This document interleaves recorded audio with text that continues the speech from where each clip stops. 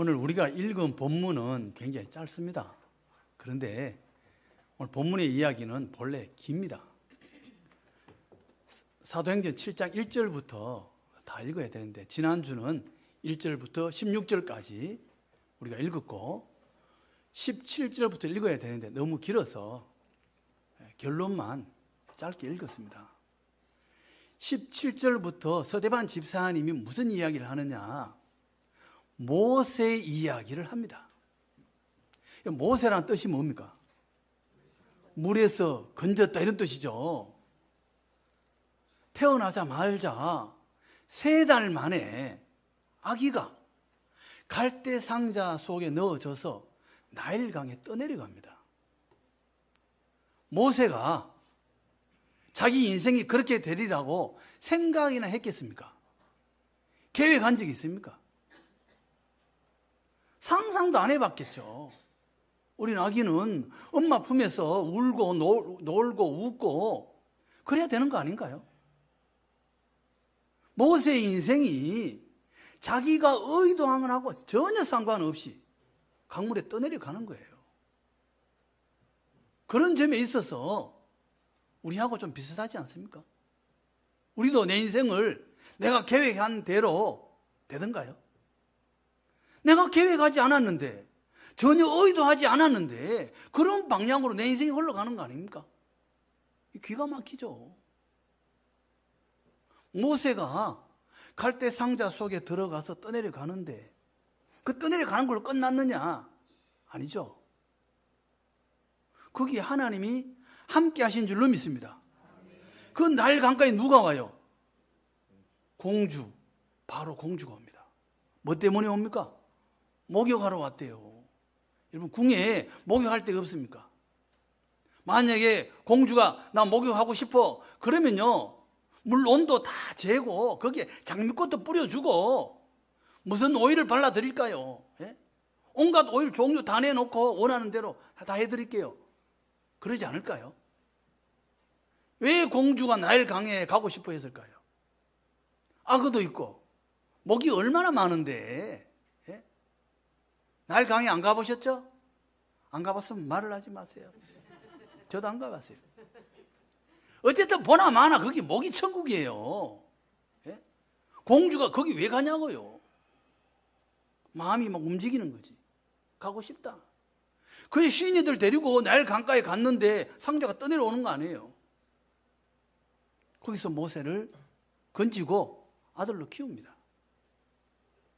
그러다가 모세가 40세에 하나님을 위해서 일어났다가 미디안 광야로 도망가서 거기서 40년 80세에 하나님께서 부르십니다. 그 80세에 부른 이야기를 오늘 본문에 스데반 집사님 이야기를 합니다. 33절에 주께서 이르시되 내 발에 신을 벗으라. 내가 서 있는 곳은 거룩한 땅이니라. 하나님께서 불꽃 가운데 모세를 불렀는데 뭐라고 말합니까? 내 신발을 벗어라. 신발을 벗는다는 건 성경에서 이거 포기를 이야기하는 겁니다. 너의 힘 의지하는 거 포기해라 그 말이에요. 하나님께서 모세 보고 너 군사 몇 명 있느냐? 너 활 잘 쏘느냐? 너 창 잘 던지느냐? 너 얼마나 능력 있느냐? 물어본 적 없어요. 너 신발 벗어라. 포기해라 이 말이에요. 포기해라. 너의 힘으로 하려고 하는 거 그거 포기해라. 그리고 모세 보고 가서 내 백성을 이끌어내라. 그러니까 모세가 뭐라고 말합니까? 나 말도 못합니다. 40년 동안 애굽 말을 쓰지 않았기 때문에 말 못한다는 말이 맞아요. 틀린 게 아니에요. 우리도요, 만약에 외국에 가서 30년 동안 한국말 안 하면요, 한국말 못해요. 못합니다.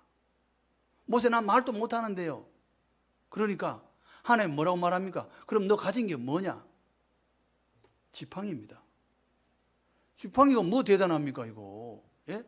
우리 산에 갔을 때 지팡이 뭐 나무 있으면 짚고 내려오다가 필요 없으면 버려버리고 더 좋은 거 있으면 더 좋은 거 주워가지고 짚고 그러지 않습니까? 그 막대기가 뭐 대단합니까? 그래?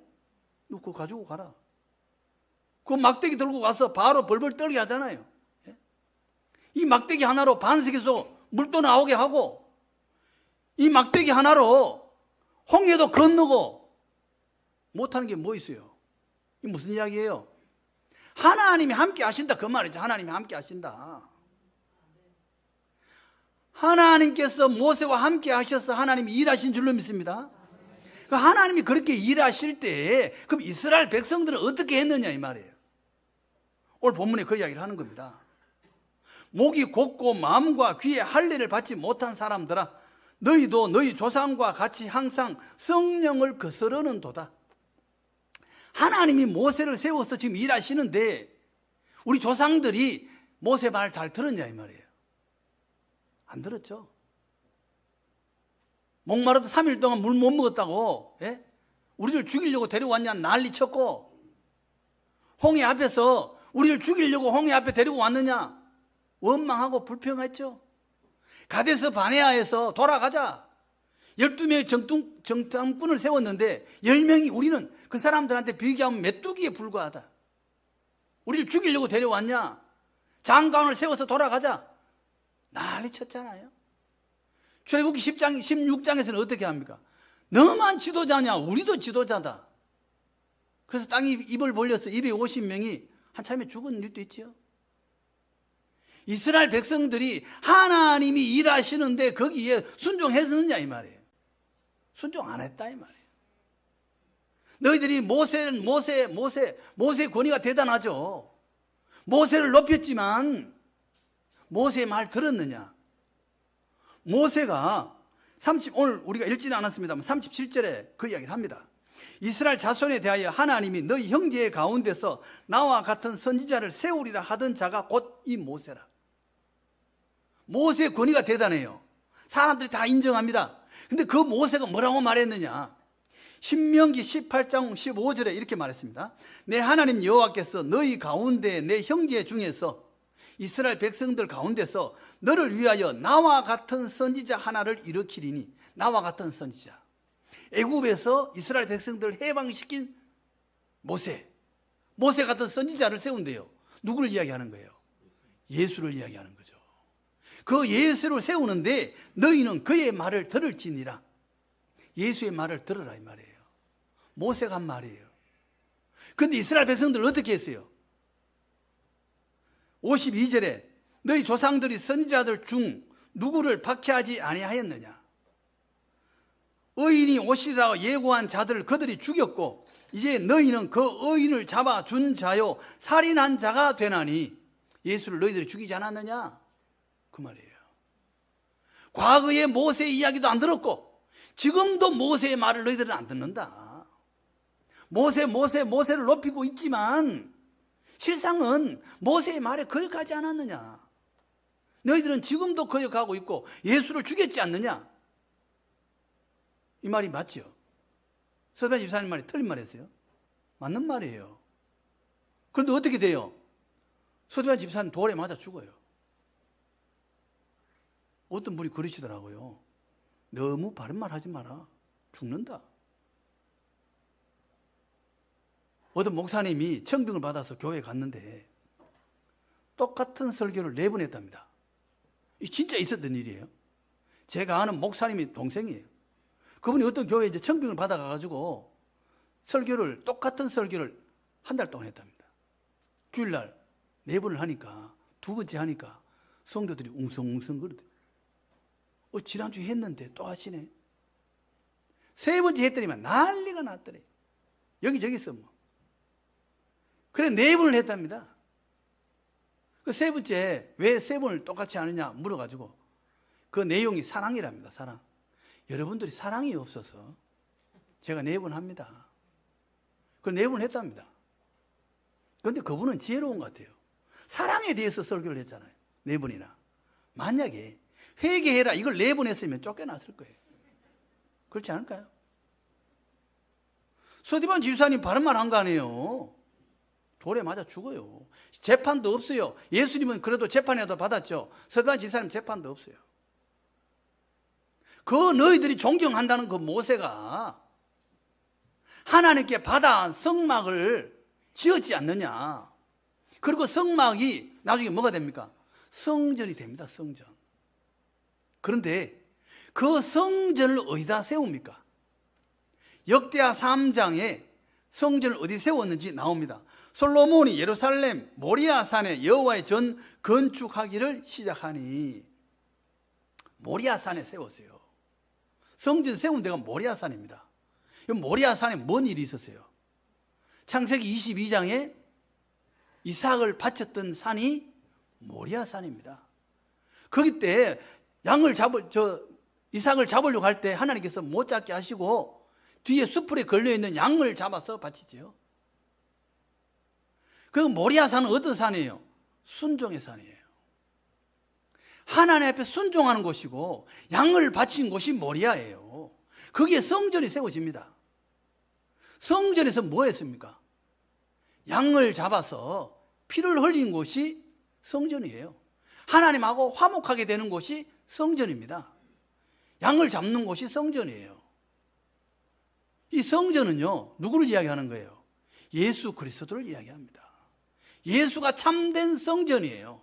예수님이 참된 제물입니다. 이스라엘 백성들이 모세는 높였지만 모세가 준 성막과 성전, 그 모리아 산에 세워진 그 성전의 참 의미는 모르고 어떻게 해요? 예수를 죽였다 이 말이에요. 너희들은 모세는 높였지만 모세의 말도 안 듣고 모세가 그 세워준 성막의 의미도 모르고, 우리는요 예수 안에서 구원받는 줄로 믿습니다. 예수님이 참 성전이고 참 제물이고 예수 보혈로 우리는 다 깨끗함을 받고 사함을 받는 줄로 믿습니다. 구약 성경의 이야기가 전부 예수 이야기예요.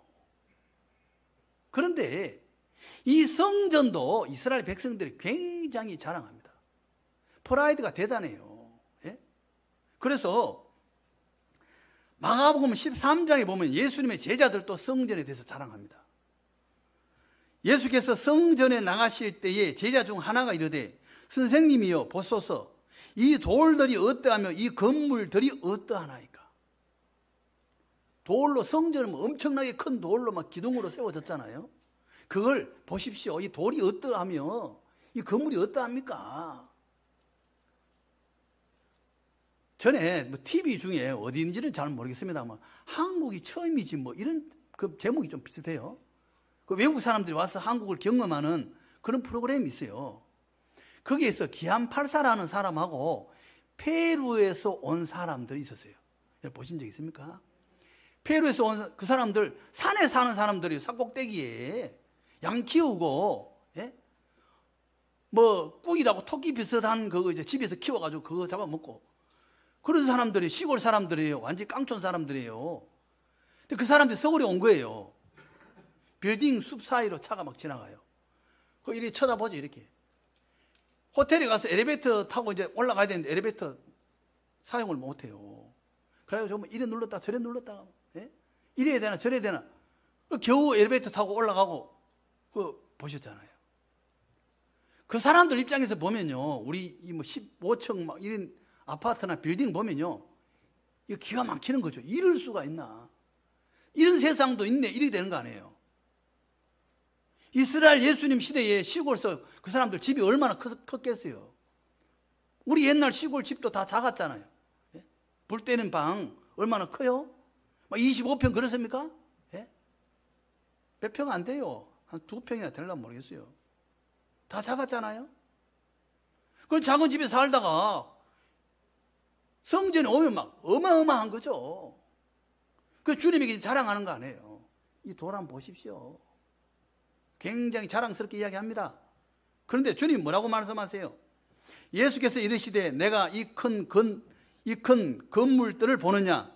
돌 하나도 돌 위에 남지 않고 다 무너뜨려지리라 하시니라. 너 보기에 대단한 것처럼 보이냐? 이거 다 없어진다. 왜 이런 말씀하셨을까요? 예수님하고 똑같이 말하는 사람이 선지자가 있어요. 예레미야 선지자입니다. 예레미야 선지자가 예레미야 7장 4절에서 뭐라고 말하느냐 하면 들어보세요. 너희는 이것이 여호와의 성전이라, 여호와의 성전이라, 여호와의 성전이라 하는 거짓말을 믿지 말라. 만일 길과 행위를 참으로 바르게 하여 이웃들 사이에 정의를 행하며 이방인과 과와 과부를 압제하지 아니하며 무죄한 자의 피를 이곳에서 흘리지 아니하며 다른 신의 뒤를 따라 화를 자초하지 아니하면 내가 너희를 이곳에 살게 하리니 곧 너희 조상에게 영원 무궁토록 준 땅이니라. 사람들이 이곳은 성전이다, 성전이다. 다시 말하면 안전하다 이 말이에요. 하나님이 계신 성전이 있으니까 우리는 안전해. 바벨론이 쳐들어온다, 뭐 상관없어. 하나님이 우리를 지키실 거야. 이렇게 여기는 성전이야, 걱정하지 마라, 이런 말을 하는 거예요. 그 말은 거짓말이다. 예레미야 선지자가 이런 말이에요. 왜 사람들은 이곳이 성전이다, 하나님이 계신다 이런 말을 왜 하느냐? 히스기야 왕 시대절에 아수르가 쳐들어왔잖아요. 18만 5천 명이 하루아침에 죽었죠. 그래서 그걸 보고 하는 이야기예요. 여기는 하나님이 계셔서 우리를 지켜주신다. 그건 예레미야는 아니다. 그 말 거짓말이다, 믿지 마라. 왜요? 사람들은요 겉모양이 치중합니다. 겉모양. 예? 겉모양이 치중해요. 그거 다 망한다 이 말이에요. 예? 겉모양이 아무리 대단해도 하나님 앞에서 소용없어요. 사무엘상 4장에 가면 블레셋과 이스라엘이 전쟁하죠. 전쟁해서 안 되니까 어떻게 해요? 언약궤를 메고 나갑니다. 언약궤는 하나님의 임재를 상징합니다. 전쟁에서 어떻게 됐어요? 3만 명이 죽고, 그 당시에 3만 명이면요 어마어마한 사람들이에요. 3만 명이 그날 죽고 언약궤 빼앗겼잖아요. 하나님의 임재를 빼앗겼어요. 그 다곤 신전에다가 언약궤를 놔뒀죠. 그러니까 그 이튿날 다곤 신상이 엎어져 버렸어요. 그래서 이 사람들이 다시 세워가지고 팔 모하고 다 붙여놨겠죠. 그런데 그 다음날 또 엎어져가지고 박살이 나버려요. 하나님이 집니까? 하나님은 안 져요.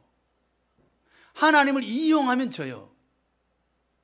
이스라엘 백성들은 하나님을 이용해서 전쟁에서 이기려고 했죠. 하나님을 섬기지 않으면서 하나님을 이용하면 망합니다. 겉모양만 꾸미면 망한다 이 말이에요. 겉모양이 아무리 그럴듯해도 하나님 못 속여요. 제가 기독신문을 칼럼을 보니까 어떤 분이 그런 칼럼을 썼어요. 큰 교회가 무엇인가 뭐 이래가지고. 자기는 시골 교회에서 자랐대요. 그래서 목사가 된 거예요. 그 사람들 만나보니까 다 큰 교회 이야기를 하더래. 뭐 우리나라의 큰 교회, 다 큰 교회를 이야기하더래. 그래서 큰 교회가 뭔가? 건물이 크면 큰 교회인가? 건물이 작으면 작은 교회인가? 그럼 시골 교회는 하나님이 작은 분인가? 크면은 하나님이 큰 분이 오시고, 교회가 작으면, 건물이 작으면 작은 하나님이 계신가? 그런 이야기를 하더라고요. 겉모양이 크다고 큰 교회인가? 교회가요, 교회 자기 덩치만큼 역할을 해야 돼요. 영락교회는요, 칭찬을 받아요. 영락교회는 제가 전에 한 말씀 드렸죠. 고등학교, 중학교 이런 학교를 대왕고등학교, 영락교회가 운영합니다. 1년에 5억을 교회에 줍니다. 학교에 5억을 교회가. 그런 학교가 8개랍니다. 40억이에요. 40억을 헌금 안 해요? 40억을 학교에다 내놔요, 그 사람들요. 그럼 영락교회 잘 돼야죠. 칭찬받아요. 여기 우리 노회 어떤 교회가 시찰에 이제 목사님, 장로님들 이제 하루 1박 수련회 가는데 자랑하시더라고. 우리 교회는 어머니 교회로서 뭐 이런 말을 하셨어요. 오래됐으니까. 그 사람들이, 목사님들이 모여가지고 그 교회가 어머니 교회 맞아? 뭐 우리를 위해서 뭐 해준 게 있나? 뭐 그럼 시찰에는 작은 교회를 위해서 해준 게 있나? 아니면은 뭐 우리를 도와준 게 있어? 왜 어머니 교회야? 그런 말 하더라고요. 교회가요, 이웃에게 손을 펴야 돼요. 교회가 덩치가 크면 큰 만큼, 여러분 친구들하고 모였을 때 밥값 누가 냅니까? 잘 사는 친구가 밥값 내야지 가난한 친구가 밥값 내면 되겠어요? 가난한 친구가 밥값 내려고 하면 아니야, 내가 낼게. 그리고 있는 사람이 내야 되는 거 아닙니까? 그게 맞지. 교회도요, 자기 교회의 덩치 맞게 이웃에게 베풀어야 돼요. 하나님께서 예레미야 선지자가 성전이라 그 말을 듣지 마라, 거짓말이다. 이거 왜 이야기합니까? 겉모양이 중요한 게 아니다 이 말이죠. 겉모양이 중요한 게 아니다. 너희들이 이방인과 과와 과부를 압제하지 아니하며 무죄한 자의 피를 이곳에 흘리지 아니하며 다른 신의 뒤를 따라 화를 자초하지 아니하면 너희가 여기서 영원히 살 것이다. 그러나 이방인 압제하고 함부로 대하면 너 여기서 못 산다 그 말이에요. 중요한 건 모양이 아니고 그 모양이 아니고 어떻게 삶을 살고 있느냐, 그게 중요하다 이 말이죠. 우리 교회는요, 이름이 시민 덜셈 교회예요. 시민 교회는 온 시민이 다 예수 믿기를 바란다 그런 뜻이고, 덜셈은요, 이사야 58장 6절에서 11절의 말씀이에요. 제가 한번 읽겠습니다. 내가 기뻐하는 금식은 흉악의 결박을 풀어주며 명예의 줄을 끌어주며 압제당하는 자를 자유하게 하며 헐벗은 자를 보면 입히고 내 권력을 피하여 스스로 숨지 아니하는 것이 아니겠느냐.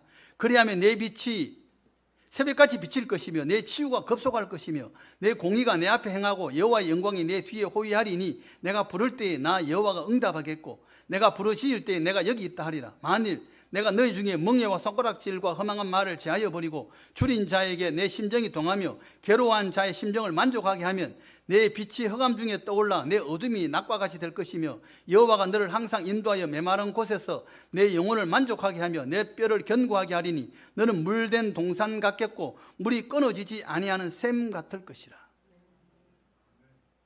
우리의 삶을 이야기하는 거예요. 우리의 삶이 이웃을 압제하지 않고 아픈 자와 함께 아파하고 우는 자와 함께 울고 관심이 이웃에게 있으면 내가 치유도 급속하게 할 것이고 함께 하겠다. 물된 동산같이 하겠다. 그 이야기 아니에요. 여러분, 오늘 우리 성가대 부른 찬양 여러분 다 들으셨죠? 이거 누가 쓴 겁니까? 독일의 본헤프 목사님이 쓰신 가사입니다. 이 본헤프 목사님은요, 신학교에서 항상 이 사람에 대해서 공부를 합니다. 반드시 이야기를 해요. 이 사람이 1945년도에 감옥에서 2차 세계대전 히틀러 때 그때 감옥에서 사형을 당했어요. 자, 괜찮습니다. 사형을 당하는데 사형 당하기 전에 자기 약혼녀에게 보낸 글이에요. 본헤프 목사님이 할아버지가 목사님이셨어요. 이 사람이 미국에 갔는데 교수로 가요. 교수하다가 그 교수직을 내려놓고 독일로 돌아갑니다. 지금 국민들이 이렇게 고생하는데 내가 미국에서 편안하게 살 수 있나? 그래서 고향으로 독일로 돌아가요. 돌아가서 히틀러 암살하는데 거기에 동참을 해요. 미친 트럭 운전수가 운전대를 자꾸 운전하면 얼마나 많은 사람 죽겠느냐. 그 운전수 끌어내려야 된다. 그래서 돌아간 사람이에요. 이 사람을 행동하는 양심 이렇게 붙어 있어요. 제목이 행동하는 양심. 자기가 얼마든지 편안하게 살 수 있는데 그거 버리고 가잖아요. 그래서 오늘 우리 성가대도 찬양한 거 아니에요. 예? 선한 능력으로. 우리는요, 서대반 집사님이 이 대제사장 이 사람들에게 하는 이야기가 뭐예요? 겉모양이 대단한 게 아니다 이 말이에요. 정말 중요한 것은 우리 삶 가운데 우리가 어떻게 살고 있느냐, 주님의 마음을 품고 있느냐, 주님을 닮아가려고 애쓰고 있는가, 그게 중요하다는 거예요. 우린 예수 안에서 성령을 따라가고 믿음으로 살고 하나님이 원하시는 게 뭔지 우리 이웃 가운데서 우리 삶 가운데서 주님을 닮아가며 사는 복된 우리 모두 다 될 줄로 믿습니다.